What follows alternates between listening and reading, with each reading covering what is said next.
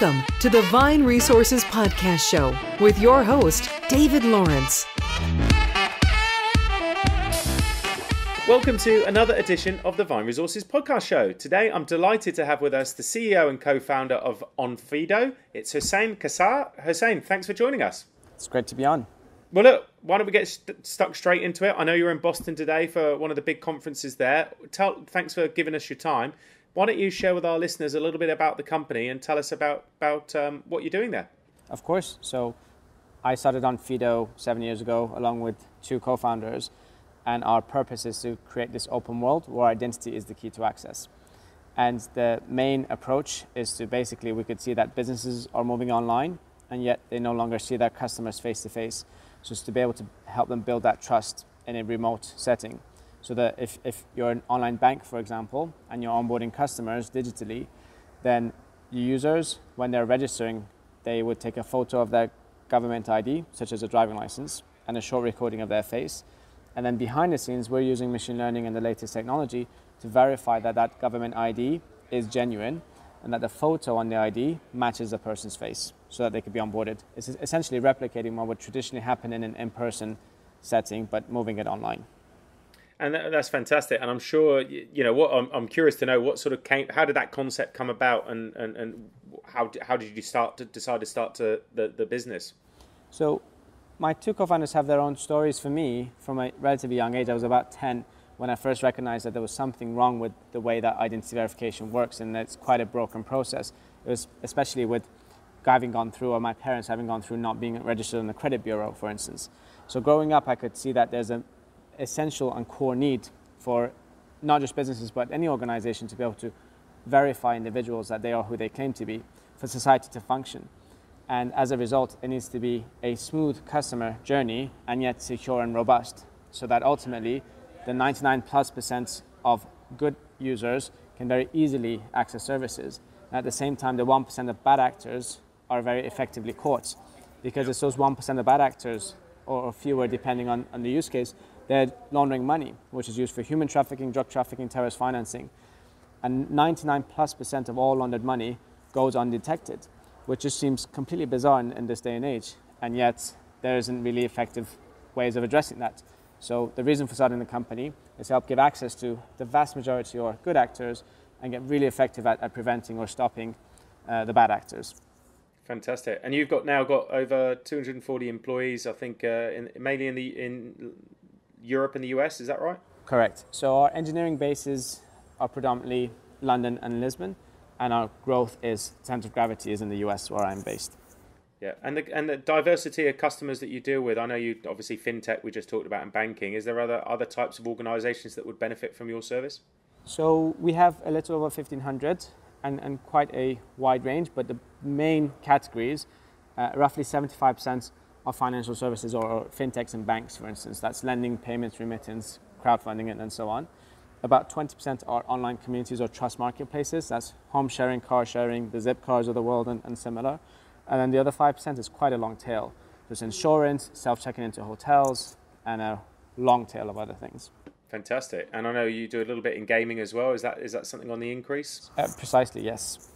Fantastic. Well, look, why don't we jump into the questions? Thanks very much for giving that introduction. I'd love to share now, obviously you've had the business since 2012 with your two co-founders, but what does a typical day in the business look like for you as one of the business leaders? There is no strictly typical day, but as a whole, there's a little bit of catching up with news in the morning. Usually that's followed by, I prefer to prioritize the key things that must get done in the AM. So that's key team meetings or things where you kind of need as much focus and attention as possible before the afternoon sort of rush happens. And I rarely check emails during the day. It's only a few times, and it's only if it's a priority. So my favorite time is actually spent either with customers, learning about their experiences, learning about the pain points, new use cases, and things of that nature on the edges. So specifically if they have a new use case or they have a proposal, things of that nature. And equally with the team, especially as the team is growing, and I'm one step removed often from all that's happening, it's spending time with as many as possible. And the real questions are, what can I do to help you in your role or your team? And secondly, do you have any thoughts on what the company should be doing? So that would help me prioritize what I engage in. And then late afternoon, evening, usually depends where it is. San Francisco is predominantly like morning breakfast events, whereas most European cities have evening dinners and things of that nature. So I try to do at least one a week, just so that I'm out and meeting with industry, be it sort of customers, partners, or others. So Hassan, who's been perhaps an influence to you? Who's had an impact on you as a leader? Even perhaps who is someone who's a mentor to you? So I have had a few different, well, many in fact, who have been influential and sort of all through growing up, reading about different personalities and so on. But I think as for help in business in particular, it's someone who's never talked really about business at all. There's a gentleman called Eckhart Tolle, who is there's a trend now, call it stillness, spirituality, awareness. He's of that camp where his focus, like his message is predominantly, don't think too much about the past and don't worry too much about the future. Just try to be as present as possible and try to think about where you are today. And he also talks about ego. And ego is predominantly, in a simplified way, you comparing yourself to others and your thought or opinion of yourself compared to others. And there are two sides to this. It's dangerous if you think that you are better than anyone else or superior to others, but equally, you shouldn't think that you are inferior to anyone else either. And I think that because I found his reading or his writings so insightful, I can mark to when I came across and I finished his book as actually being a somewhat of a pivotal point at which thereafter there was a significant change in just my perspective as a whole. So although he never really specifically wrote about business in any way, I would put him as one of the most impactful leaders that I kind of really respect and listen to. Fantastic. And it's a great book to read if people haven't got an introduction for it, The Power of Now, of course. Tell me about employee engagement. It's obviously critical to the success of businesses, but so what are you doing from the top? You mentioned a little bit a moment ago, but what are you doing from the top to keep your employees engaged, especially as you're going, through quite a growth stage as well? Yeah. So the first thing is I don't necessarily see myself as the top. We are focused around having a flat hierarchy in many ways, where gone are the days where you have a, large hierarchy or many-layered hierarchy, with an really all-knowing, all-powerful CEO that dictates what should be done and everyone runs out and does it. In this day and age, where there's, in our industry of rapid change, you need not just one person leading and making decisions, you need everyone. So I'd like to think that we're a team of 240 co-founders in many ways. So everyone is to be empowered and encouraged, in fact, to take risks or make decisions. So there's an approach to that. And we have a very strong team lead culture. So we're about 50 team leads. And each team lead is tasked with setting an example for their team, to be very much caring for their team, and thirdly, and most importantly, to be a coach to their team, so that their team are elevated to eventually aspire to be like their team leads. So then my job and our job as more senior team members just becomes fundamentally hiring the world's best team leads or individual contributors, and secondly, working to collectively set the direction and focus on achieving those. But because we're mission driven, and that is to create this open world where identity is the key to access, we're clear on where we're headed, and naturally every day there's a healthy discussion and debate around what needs to happen to get us to that. So keeping people engaged is really the simple stuff.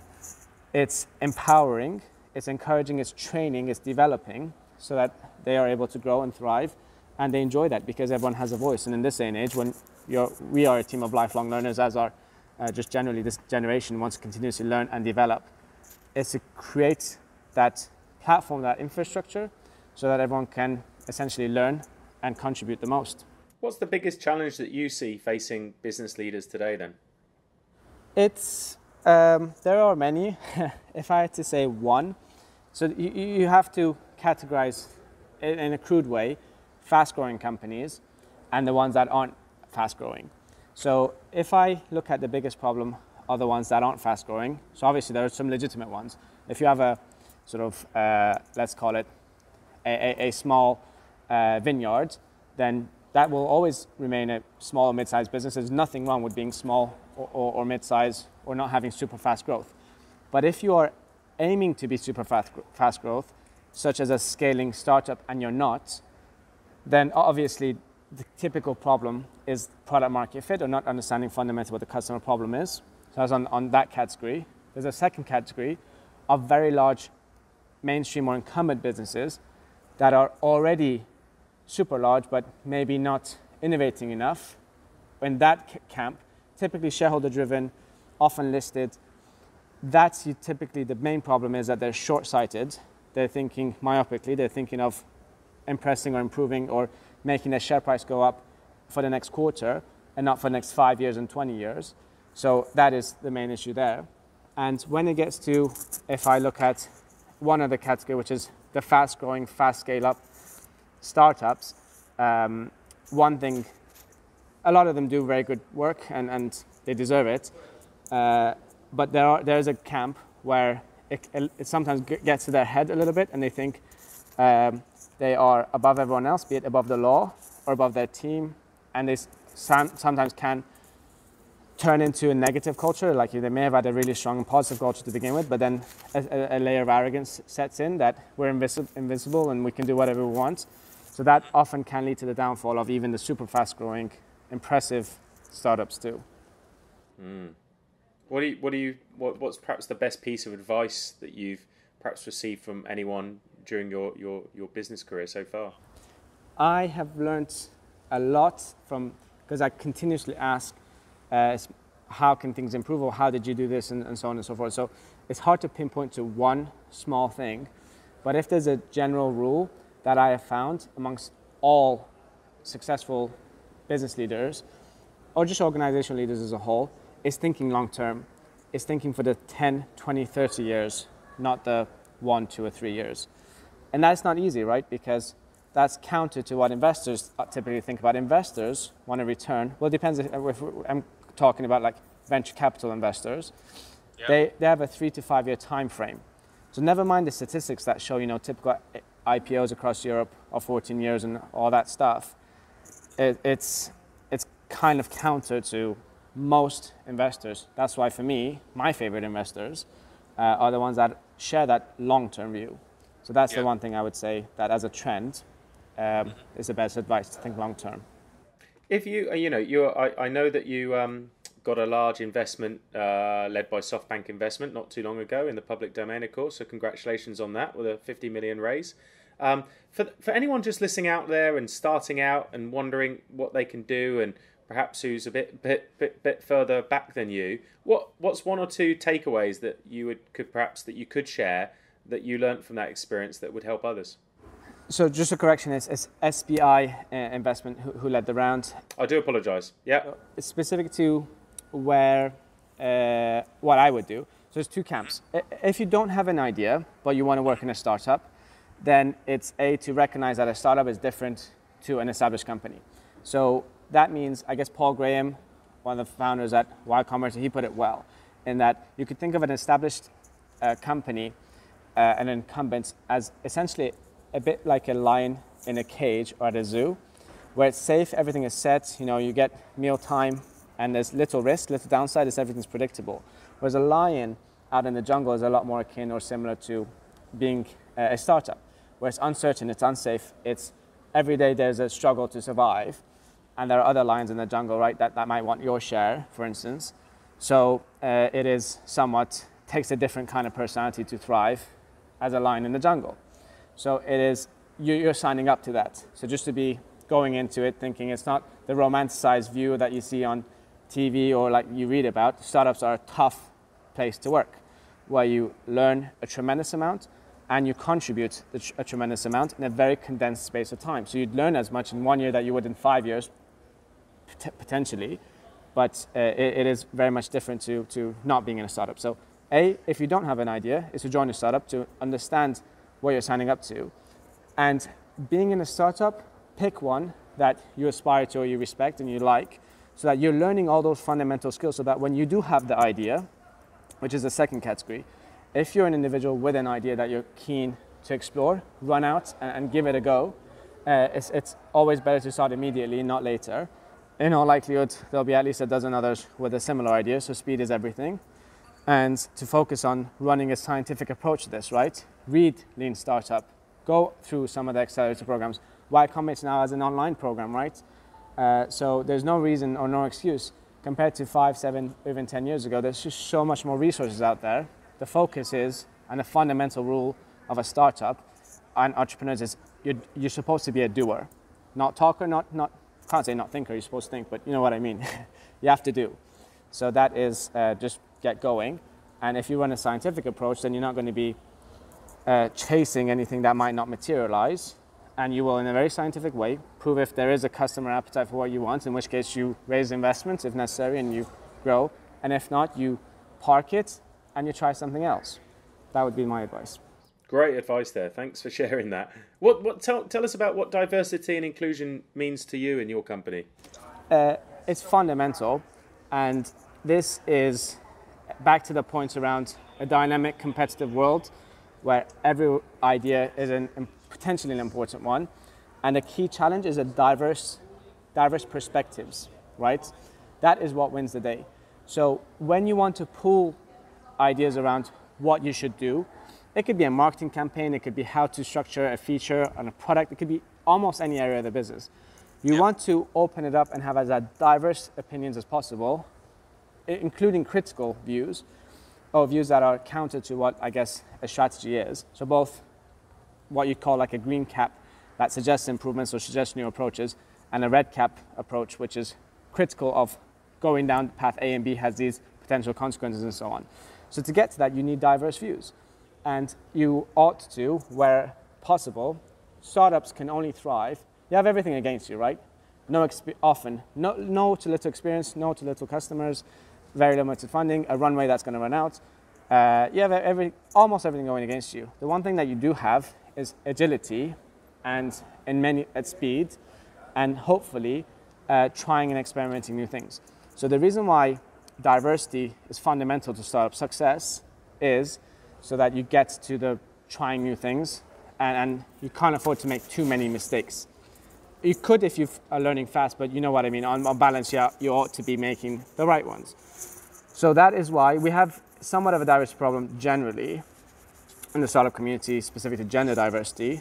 But on balance, it is improving. And the important thing is to think about a little bit broader, not just genders, social, economic backgrounds, there's different perspectives, and a range of other things, so that you as a startup are best geared as a meritocracy fundamentally, and therefore you're best in place to compete.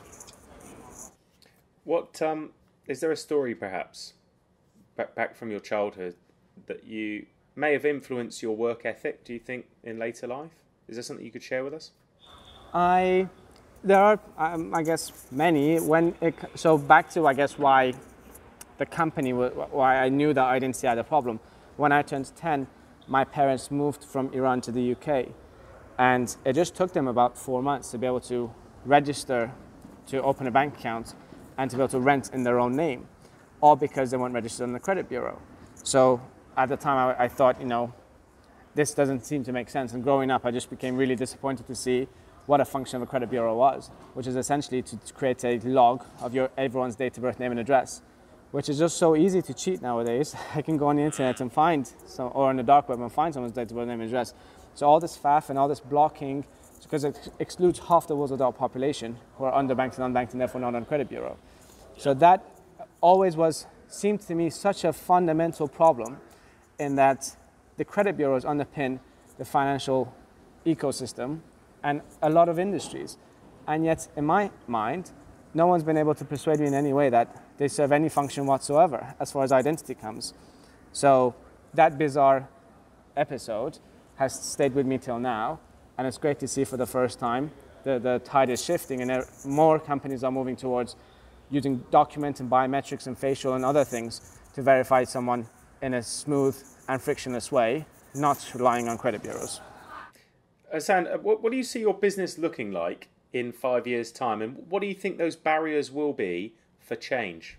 So in our view, the next big company is going to be an identity company.